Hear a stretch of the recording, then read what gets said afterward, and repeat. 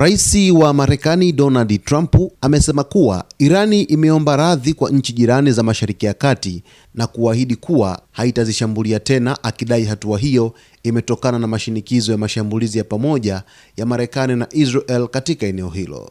Kupitia ujumbe aliochapisha katika mtandao wa kijamii wa Truth Social, Trump alisema Irani imelazimika kubadilisha msimamo wake baada ya kukabiliwa na kile alichokiita mashambulizi makali na yasiyokoma kutoka kwa Marekani pamoja na mshirika wake Israel.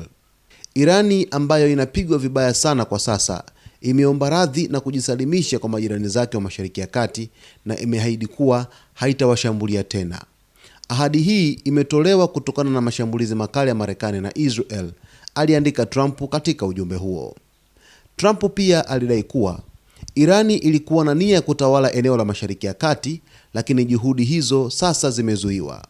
Kwa mujibu wa Trump, hali ya sasa inaonyesha kuwa Irani, ambayo kwa muda mrefu imekuwa ikionekana kuwa na nguvu kubwa katika eneo hilo, sasa si tena mnyanyasaji wa Mashariki ya Kati, bali imekuwa mshindwa wa Mashariki ya Kati. Katika ujumbe huo huo, Trump aliongeza kuwa baadhi ya viongozi wa nchi za Mashariki ya Kati wameonyesha kumshukuru kwa hatua za kijeshi zilizochukuliwa dhidi ya Iran. Aidha, Trump alitoa onyo la uwezekano wa mashambulizi zaidi, akisema kuwa maeneo na makundi ambayo awali hayakuwa katika orodha ya malengo yanaweza sasa kulengwa kutokana na kile alichokiita tabia mbaya ya Iran.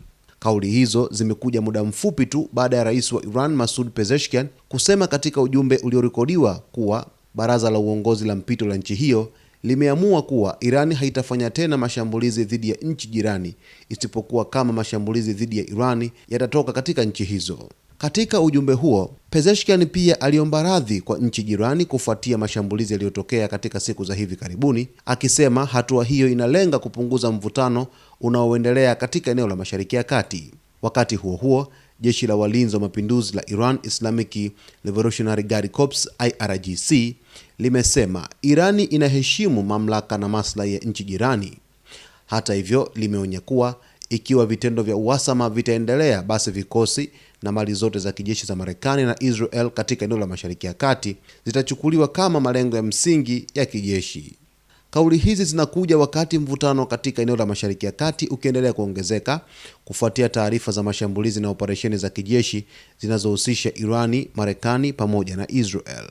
Baada ya rais wa Marekani Donald Trump kupitia kwenye mtandao wake wa Truth Social mapema kabisa mchana wa leo, baada tu ya rais wa Iran Masoud Pezeshkian kusema kwamba wamesitisha mashambulizi rasmi katika nchi zote za eneo la Ghuba na kuahidi kwamba hawatoshambulia tena na kuwaomba radhi viongozi wa nchi hizo, Trump amelipuka ghafla na kueleza kwamba Irani imeomba radhi na imeonyesha kwamba imeshindwa katika vita hivi, kwa mujibu wa Trump, kwa alivyodai yeye kupitia ujumbe wake. Lakini mtazamaji, hii ni taarifa kubwa ambayo inaashiria kwamba huenda vita vinaelekea ukingoni, kwa sababu Trump ameeleza kwamba amepewa shukrani za dhati kutoka kwa viongozi wa mataifa ya Ghuba, Mashariki ya Kati. Sasa nakujia mtazamaji na uchambuzi punde tu, so muda mrefu. Endelea kusalia hapa hapa, nitakuletea kwa kina undani, tuangazie sakata hili limekaa vipi.